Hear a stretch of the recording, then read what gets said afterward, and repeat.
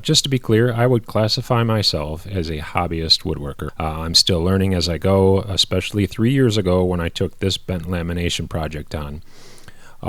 What it is an end table of sorts. It's actually slides in the middle of a couch and wraps under the couch and then back on top. So it's a bit of a middle table, if that's a thing.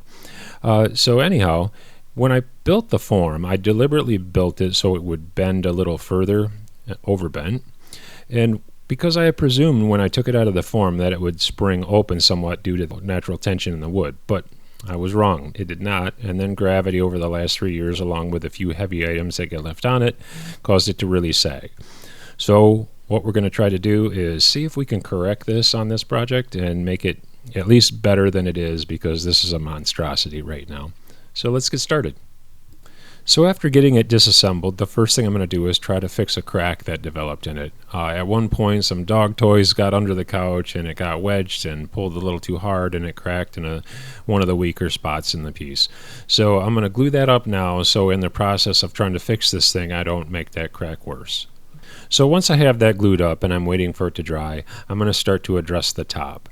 The whole entire project was made out of cherry, including the top, and it's taken quite a bit of abuse, and it's just a well-used piece, which I guess is a good thing, but it's showing some signs of its use, and now it's time to just maybe sand that down and see if I can correct the finish on the top of that. After I had it pretty well sanded down, I took it outside and I put several coats of spray lacquer on it. I did not record that, but we'll get to how that turned out later. So later on that evening, the glue was dry enough on the base that I could start sanding. I took the path of least resistance and I used the spindle sander on the inside corners, and then power sanded all the flat inside edges.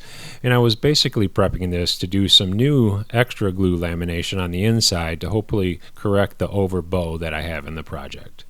Then I went out into my wood storage area to get some cherry, and I could not believe it, but I actually found 2 strips that I had left over from the original project. So I'm going to utilize those along with cutting a few more. And in the piece that I selected to cut some more out of, I was really careful to make sure that I looked for really straight grain, no twists, no knots, no oddball stuff going on, because when I do the bend, it's probably going to break if there's any odd imperfections in those pieces. Alright, so once I got those cut, I went ahead and cut them to length, and it was time to glue them in. I have 4 strips for each side that I'll be inserting.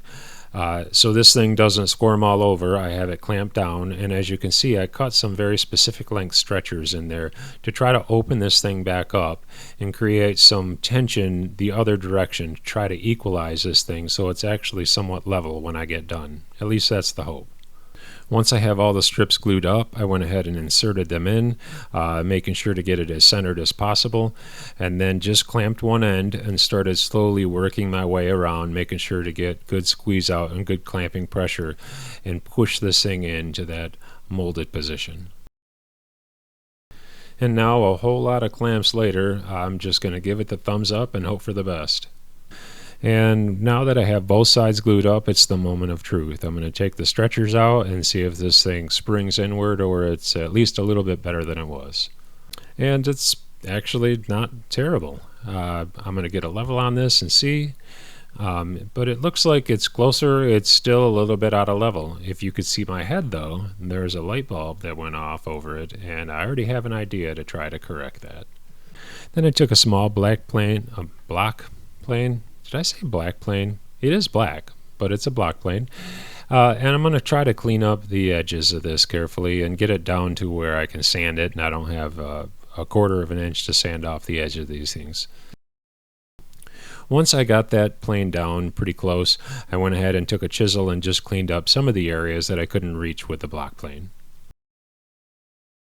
Now in today's episode of Fine Woodworking, I'm going to eyeball these cuts.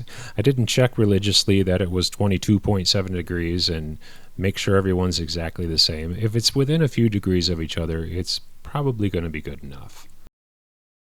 And now I'll take a moment for a quick shout out for Japanese pull saws. They're awesome. Then I took just a minute with a chisel to clean up the excess waste, and it's time to move on to the next step. And that next step is to try to correct what is still an overbend. And that was my light bulb moment, is that I know I have enough clearance under the couch that I can elevate the back end of this and push it up into level. So I'm just going to cut 2 long tapered wedges that are going to be glued onto the bottom of this to try to push it back into level. And since it's under the couch, no one will ever see it. And if you're wondering why I'm doing it this way, it's because, well, I wasn't exactly sure I was going to cut this wedge, and it seemed like a good idea. I've never seen anyone do it, but here goes. I'm kind of contemplating whether this is a good idea and wondering if maybe I should find somebody nearby to ask them to hold my beer, but I'm going for it. Hey, and it actually worked out as I expected. But they say if you have a gut feeling that you shouldn't make that cut that way, you probably shouldn't. And I had that feeling, so I probably should have found a better way to do it. It did work out, thankfully, but maybe don't try this at home. And then I went over and dry fitted them just to make sure it was going to work, and they did.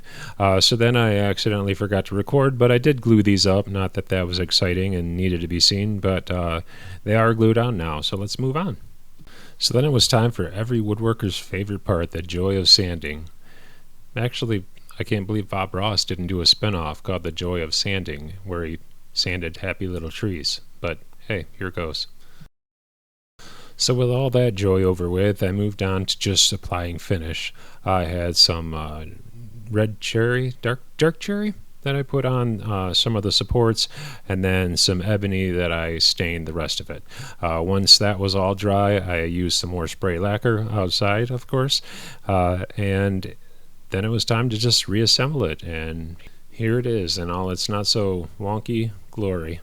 I hope you enjoyed, and hey, thanks for watching. Please consider subscribing.